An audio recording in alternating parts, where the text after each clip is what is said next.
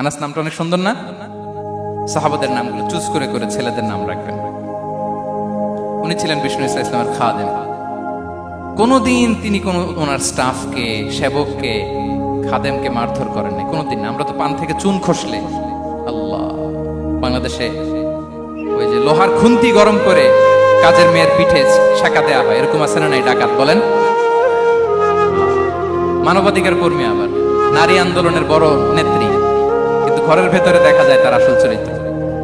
কারো আসল চরিত্র যদি জানতে চান, কয়েকটা জায়গায় নক করলে জানা যায়। এক হচ্ছে তার বউ, তার ব্যাপারে কি বলে, তার স্ত্রী।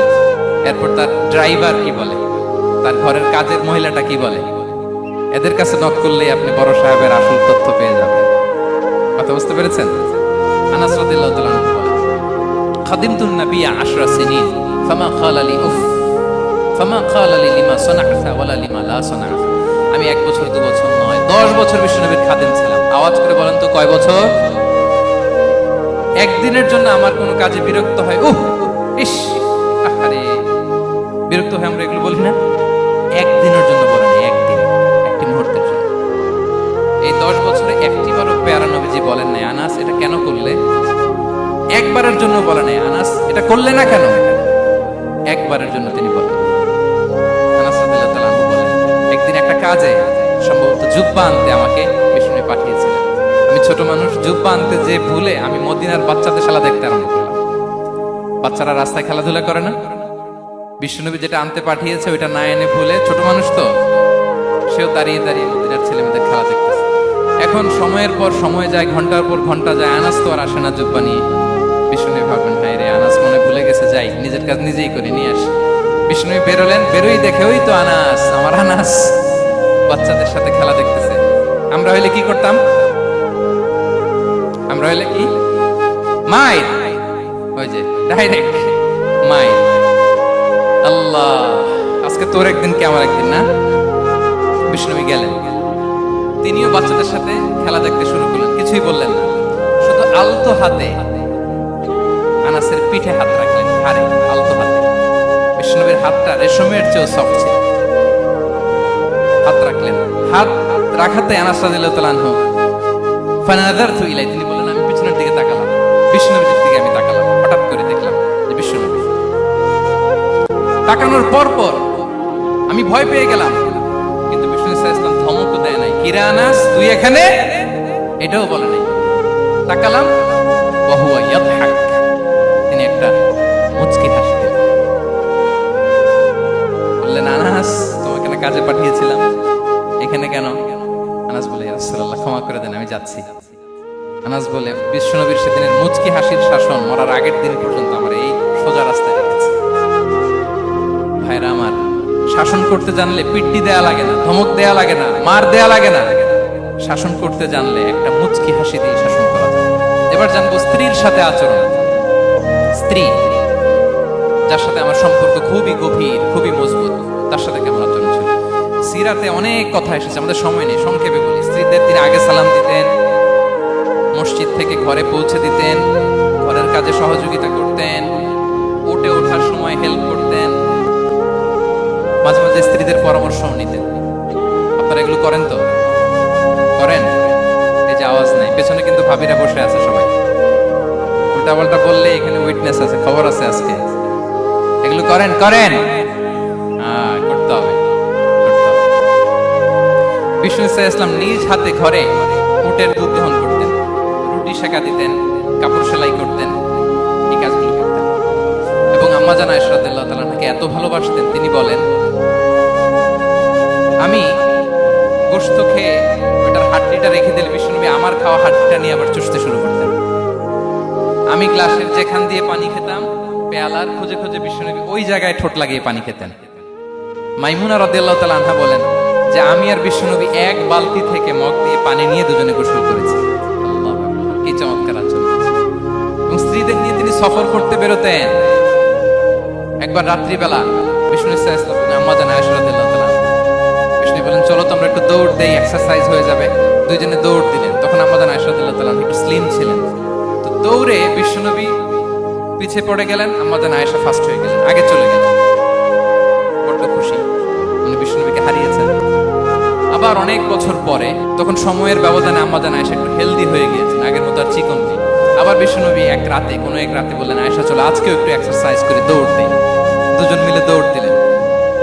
আজকে বিশ্বনবী আর আম্মাজান আয়েশাকে চান্স দেন নাই, তিনি জোরে দৌড়ে আম্মাজান আয়েশাকে রানার আপ করে দিলেন, উনি ফার্স্ট হয়ে গেলেন। এরপর কি বললেন জানেন? সুনানে আবু দাউদের হাদিস, তিনি বললেন, ইয়া আয়েশা হাদিহি বিতিলকা সাবকা। দেখেন বিশ্বনবী মনে রাখছেন, নোটে রাখছেন। বিশ্বনবী বললেন, আয়েশা ওই যে এত বছর আগে কোন এক রাতে মরুভূমিতে দৌড়ে আমাকে হারাইছিলা, আজকে ওইটার বদলা নিয়ে নিলাম। তিলকা সাবকা, ওইটার বিনিময়ে এটা। ওই দিন তুমি জিতছিলা, আজকে তোমার উপর আমি জিতে গেলাম। কি হৃদ্যতা ছিল, কি সম্পর্ক ছিল স্ত্রীর সাথে। তাই বলে মনে করবেন না যে কোনো মনোমালিন্য হতো না, হতো। মানবিক যে ব্যাপারগুলো, মাঝে মাঝে একটু ছোটখাটো মিষ্টি ঝগড়া, একটু মনোমালিন্য, এটাও হতো। এবং বিশ্বনবী এটাও টের পেতেন। তিনি বলতেন, আয়েশা ইন্নী লা আ'লামু ইযা কুনতি আলাইয়া গাদবা ওয়া ইযা কুনতি আলাইয়া রাদিয়া। আয়েশা, কখন তুমি আমার উপর রেগে থাকো আর কখন খুশি থাকো, সবটাই কিন্তু আমি টের পাই। আম্মাজান আয়েশা অবাক হলেন, কি করে টের পান? বিশ্বনবী বলেন, যখন তুমি আমার উপর খুশি থাকো তখন দোয়ার সময় বলো লা ওয়া রাব্বি মুহাম্মদ, তুমি বলো হে মুহাম্মদের রব আল্লাহ, মদিনার উপর রহম করেন, আমাদেরকে ক্ষমা করেন, হে মুহাম্মদের রব আমাদের ক্ষমা করেন, এইভাবে দোয়া করো। আর যখন তুমি রেগে থাকো তখন আমার নামটা মুখ দিয়ে নিতে চাও না, তখন তুমি দোয়াতে বলো লা ওয়া রাব্বি ইব্রাহিম, হে ইব্রাহিমের আল্লাহ, হে ইব্রাহিম নবীর খোদা, আমাদের মাফ করো। তখন তুমি আমার নাম নাও না, কৌশলে আমার নামটা বাদ দাও। আম্মাজান আয়েশা বলেন, ইয়া রাসূলুল্লাহ মা আহজুর ইল্লা ইসমাক, নবী হে, আমি তো আপনার নামটাই শুধু মুখ থেকে বাদ দেই, আমার হৃদয় থেকে তো কখনো আপনারে বাদ দিতে পারি না। এটা ঠিক, তখন রেগে থাকি, আপনার নামটা মুখে নেই না, কিন্তু হৃদয় থেকে তো আপনাকে সরাতে পারি না। সুবহানাল্লাহ। এই ছিল বিষ্ণুর সাথে স্ত্রীদের সম্পর্ক। প্রিয় ভাইরা, আমরা যদি একটু দেখি প্রতিবেশীর সাথে কেমন আচরণ করতেন নেইবার। বিষ্ণু বলতেন, মান কানা ইউমিনু বিল্লাহি ওয়াল ইয়াউমিল আখির ফালইউকরিম দাইফাহ, যে আল্লাহ বিশ্বাস করে, আখিরাতে বিশ্বাস করে, সে যেন প্রতিবেশীকে সম্মান করে। এবং একবার আবু দার আল গিফারি রাদিয়াল্লাহু তাআলা আনহুকে বিষ্ণু সাল্লাল্লাহু আলাইহি ওয়াসাল্লাম বললেন, আবু দার ইযা তাবাখতা মারাকান ফাআকসির মাআ, হে আবু দার, তুমি যদি কখনো ঝোল তরকারি রান্না করো, ঝোলের তরকারি খাইছেন? আপনাদের সাউথ কোরিয়াতে তো বিখ্যাত একটা ঝোলের তরকারি আছে, কি নাম যেন, মাছের মেংথাং। আমরা একটা শব্দ শিখছিলাম, এই জন্য বলে খামসা হামনিদা। কয়েকটা শব্দ শিখাই দিছে ভাইরা আমাকে। তো এই যে নামটা বললাম, ঝোলের মধ্যে ট্যাংরা মাছ, শিং মাছ ঝোল দেয় একটা তরকারি। তো আবু যার গিফারিকে বিষ্ণু সাল্লাল্লাহু আলাইহি ওয়াসাল্লাম বলেন, ইদা তাবাখতা মারাকান ফাকফির মা, হে আবু যার, কখনো যদি ঝোলের তরকারি রান্না করো, একটু বেশি করে পানি দিও, যাতে করে তোমাদের পাশাপাশি তোমার প্রতিবেশীর সাথে একটু ঝোল শেয়ার করতে পারো। প্রতিবেশীকে এত গুরুত্ব দিতেন। তিনি বলতেন, লাইসাল মুমিন আল্লাযী ইয়াশবাহ ওয়া জারুহু জাইউন ইলা জামবিহি, সে মুমিন নয় যে পেট পুরে খায় আর তার প্রতিবেশী না খেয়ে রাত যাপন করে, সে মুমিন নয়। দেখেন প্রতিবেশীকে কত গুরুত্ব তিনি দিয়েছেন। বিশ্বনবীর এক ইহুদি প্রতিবেশী ছিল। কোন ধর্মের? সবাই বলেননি, একসাথে আওয়াজ করে বলেন, কোন ধর্মের প্রতিবেশী? ওই ইহুদির এক ছেলে বিশ্বনবীর কিছু কাজ করে দিতেন। অনেকদিন হলো ছেলেটা আসে না, খোঁজ নিলেন, শুনলেন সে অসুস্থ। শুনলেন ইহুদি ছোট্ট ছেলেটা কি, বিশ্বনবী দেখতে গেলেন। মুসলিম শিশুকে দেখতে গেলেন নাকি? কোন ধর্মের শিশু? তার মানে আপনার প্রতিবেশী যদি হিন্দু হয়, বৌদ্ধ হয়, খ্রিস্টান হয়, দ্যাট ডাজন্ট ম্যাটার, আপনি তার বিপদে আপদে পাশে থাকবেন। এটাই ইসলামের শিক্ষা, ঠিক কিনা বলেন? এই যে আপনাদের এখানে বুদ্ধিস্ট নেইবার আছে, হিন্দু নেইবার আছে, খ্রিস্টান নেইবার আছে, তারা বিপদে পড়লে তো আপনার যাওয়ার দরকার নাই, না? যাবেন, খোঁজ খবর নিবেন, ভিজিট করবেন, পাশে দাঁড়াবেন। আপনি যে তাদের খোঁজ খবর নিতেছেন, মুসলিম হয়েও আপনি এত চমৎকার আচরণের, এটা দেখেই অনেকে কালিমা পড়ে মুসলমান হয়ে যাবে। এটাই তো দ্য বিউটি অফ ইসলাম, ইসলামের সৌন্দর্য। বিশ্বনবী হিন্দু মুসলিম ইহুদি বাছেন নাই, ছোট্ট ইহুদিটাকে দেখতে গেলেন, যে দেখে হায়রে কাতর হয়ে সে বিছানায় মৃত্যু সজ্জায় শুয়ে আছে। বাচ্চাটার মাথায় হাত বুলিয়ে দিলেন, হাত বুলিয়ে বাচ্চাটাকে, ইহুদি বাচ্চাটাকে বললেন, আসলিম, হে শিশু, তুমি ইসলাম ধর্ম গ্রহণ করো। এখন ছোট্ট মানুষ, তার বাবা আবার পাশে দাঁড়িয়েছে, আব্বা কি বলে না বলে সে নাযারা ইলা ওয়াজহি আবি, বাবার দিকে তাকালেন। তো বাবা বলে আতিয়া আবুল কাসিম, মানে বিশ্বনাথের কুনিয়াত, বড় ছেলে ছিল কাসিম, তাকে বলা হতো আবুল কাসিম। ইহুদি বাবা বলল মুহাম্মদ যা বলে তাই কর। সাথে সাথে সে বলল আশহাদু আল্লা ইলাহা ইল্লাল্লাহ ওয়া আশহাদু আন্না মুহাম্মাদার রাসূলুল্লাহ। বিশ্বনবী বেরোয়ার সময় বললেন আলহামদুলিল্লাহিল্লাযী আনকাযাহু মিনান নার, প্রশংসা সে আল্লাহ যে একটু আগে জাহান্নামী হওয়ার কথা ছিল, মুহূর্তে কালেমার মধ্য দিয়ে তাকে জান্নাতি বানিয়ে দিলেন। দেখেন প্রতিবেশীর সাথে কি আচরণ। ইহুদি প্রতিবেশীর পাশে দাঁড়িয়েছেন, অসুস্থ, ভিজিট করেছেন। আমরা যেন আমাদের প্রতিবেশীর খোঁজ রাখি। অভুক্ত প্রতিবেশী রেখে আপনি পেট পুরে খেয়ে তাহাজ্জুদ করলে ওই তাহাজ্জুদ আল্লাহর দরবারে যাবে না। খবরদার, খবরদার, আমরা যেন প্রতিবেশীর সাথে সুসম্পর্ক রাখি। এবার যুদ্ধবন্দীদের সাথে বিষ্ণু ইসলাম কেমন আচরণ করেছেন। যুদ্ধবন্দী, POW, প্রিজনার অফ ওয়ার, যুদ্ধবন্দী পর্যন্ত যুদ্ধ হয়েছে, প্রতিপক্ষ হেরেছে, আমরা জিতেছি, তাদেরকে বন্দী হিসেবে আমরা পেয়েছি, তাদের সাথে ইসলাম কি আচরণ করতে বলে। আমরা তো অনেক যুদ্ধবন্দীদের ইতিহাস জানি পৃথিবীতে। আবু গারিব কারাগারের কথা শুনেছি আমরা ইরাকে, ঠিক কিনা? হ্যাঁ, পশ্চিমারা কি নির্যাতন করেছে। আমরা কিউবার গুয়ান্তানামো বের কথা শুনেছি, কি অমানবিক নির্যাতন তারা করেছে, কি টর্চার সেল তারা ওখানে করেছিল। সম্প্রতি আমরা আমাদের বাংলাদেশে আয়নাঘরের কথাও শুনেছি। তো আয়নাঘরে যাদেরকে টর্চার করা হয়েছে এরা যুদ্ধবন্দী? এরা তো কারাবন্দী, তাও অন্যায়ভাবে। এনফোর্স ডিসঅ্যাপিয়ারেন্স ছিল, অন্যায়ভাবে তাদেরকে গুম করা হয়েছে। অন্যায়ভাবে বছরের পর বছর যাদেরকে এভাবে কষ্ট দেয়া হয়েছে, ফ্যামিলি থেকে দূরে রাখা হয়েছে, কিয়ামতের দিন তাদেরকে আল্লাহ জালেমের কাতারে দাঁড় করাবে। ইসলাম কারাবন্দীদের দূরের কথা, যুদ্ধবন্দীদের সাথে ভালো আচরণের কথা বলেছে। আল্লাহ বলেন ওয়ায়ুতঈমুনা আত-তাআমা আলা হুব্বিহি মিসকিনাও ওয়া ইয়াতীমান ওয়া আসীরা। বিশ্বাসীরা গরীব দুঃখীদের যেমনি খাবার খাওয়ায়, যুদ্ধবন্দীদেরও খাবার খাওয়ায়, যুদ্ধবন্দীদেরও খাবার খাওয়ায়। এবং বিষ্ণু বলেছেন ইস্তাউসু বিল উসারা খায়রা, যুদ্ধবন্দীদের সাথে তোমরা ভালো আচরণ করো। বদরের যুদ্ধে 70 জন বন্দী হয়ে আসলো। বিষ্ণুনবী 70 জনকে সাহাবাদের মধ্যে ভাগ করে দিলেন, বললেন তোমরা খারাপটা খাবে, বন্দীদেরকে ভালোটা খাওয়াবে। কি নমুনা স্থাপন করেছে ইসলাম। সুমামা ইবনে উসাল রাদিয়াল্লাহু তাআলা আনহু নামে এক যুদ্ধবন্দীর ছোট্ট ঘটনা বলে আমি পয়েন্টটা শেষ করছি। ইয়ামামার বড় লিডার ছিলেন, যুদ্ধবন্দী হয়ে মদিনায় আসলেন, নাম সুমামা ইবনে উসাল রাদিয়াল্লাহু তাআলা আনহু। তখন মুশরিক ছিলেন, যুদ্ধবন্দী হিসেবে আনা হলো। তাকে মসজিদে নববীর পিলারের সাথে রশি দিয়ে বাঁধা হলো। বিষ্ণু বললেন সুমামা, কি অবস্থা তোমার, কেমন লাগে, তোমার সাথে কেমন আচরণ করা হবে বলো। বললেন মুহাম্মদ, তুমি চাইলে মারতেও পারো, বাঁচিয়েও রাখতে পারো।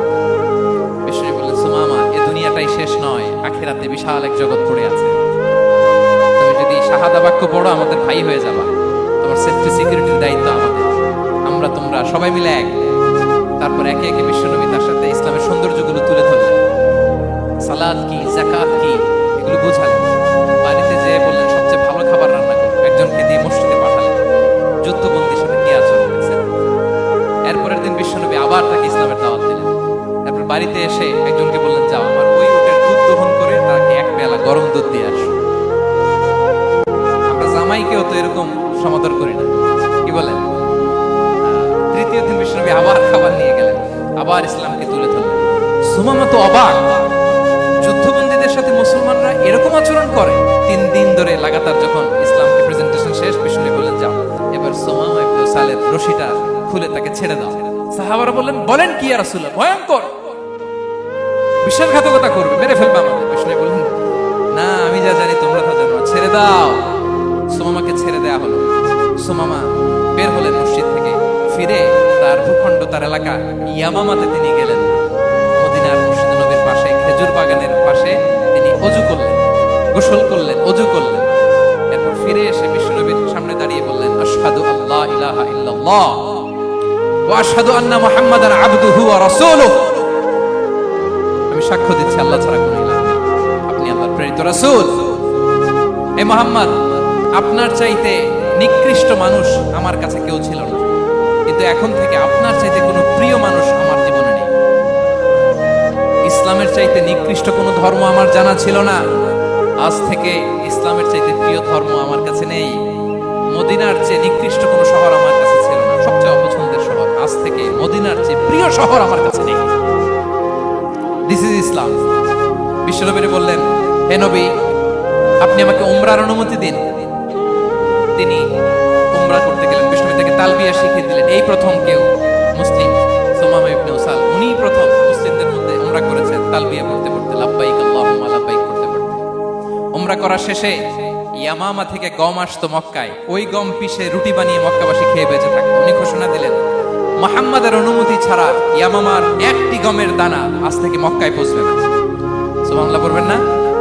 এই যে আমেরিকা যে ইকোনমিক স্যাংশন দেয়, এটা শিখছে সুমামা ইবনে উসাল রাদিয়াল্লাহু তাআলার কাছ থেকে। আল্লাহু আকবার। তিনি বললেন, একটা গমের দানা পৌঁছবে না, ওনারা আর রুটি খেতে পারে না। গমের দাম বেড়ে গেল, বিষ্ণুর কাছে চিঠি লিখে পাঠালেন, হে মুহাম্মদ, তুমি যদি উমামারে না বলো আমরা না খেয়ে মরব। পরে বিশ্বনবীর হস্তক্ষেপের মধ্য দিয়ে আবার ইয়ামামা থেকে গম আসা শুরু হয়েছে। সুবহানাল্লাহ পড়েন। প্রিয় ভাইরা, তাহলে বন্দীদের সাথে, যুদ্ধবন্দীদের সাথে বিশ্বনবীর আচরণ কেমন ছিল টের পেয়েছেন?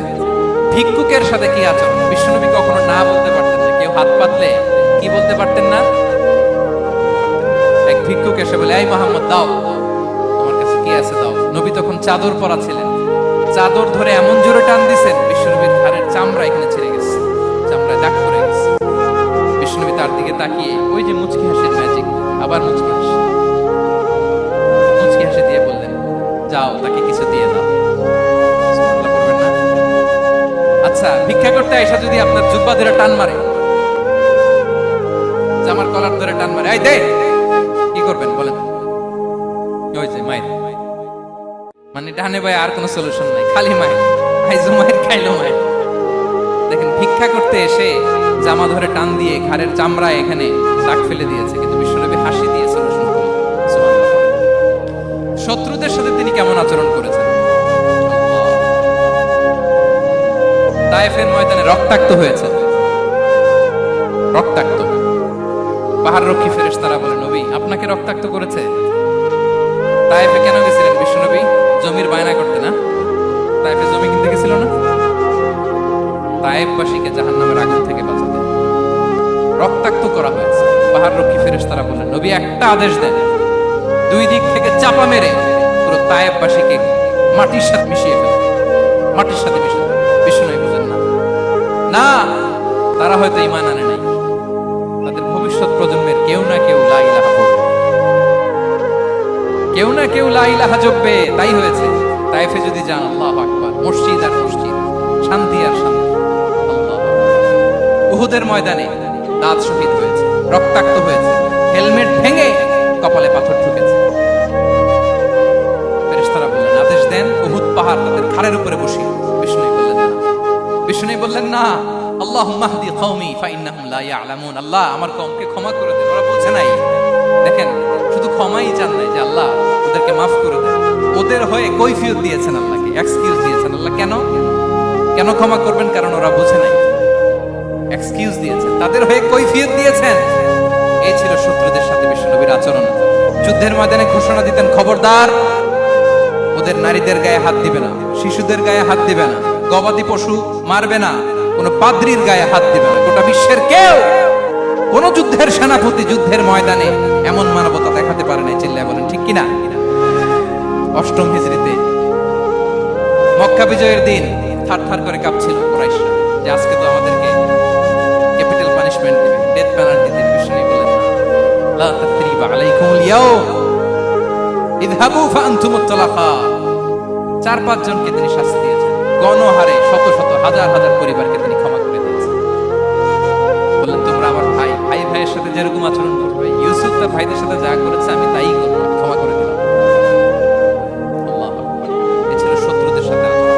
শেষ কথা বলি, শেষ কথা হচ্ছে প্রাণীর সাথে বিশ্বনবীর কেমন আচরণ ছিল। প্রাণীর সাথে একবারে আনসারের খেজুর বাগানে ঢুকলেন, ঢুকে দেখেন একটা উট কাঁদে। কি কাঁদে? কানে কানে এসে বিশ্বনবীকে কি যেন বলে যায়। বিশ্বনবী রেগে বললেন, এই উটের মালিক কে? এক আনসারী সাহাবী বললেন, ইয়া রাসূলুল্লাহ আমি। বিশ্বনবী বললেন, তোমার কি ভয় হয় না আল্লাহ? কলেজের মধ্যে আল্লাহর ভয় নাই?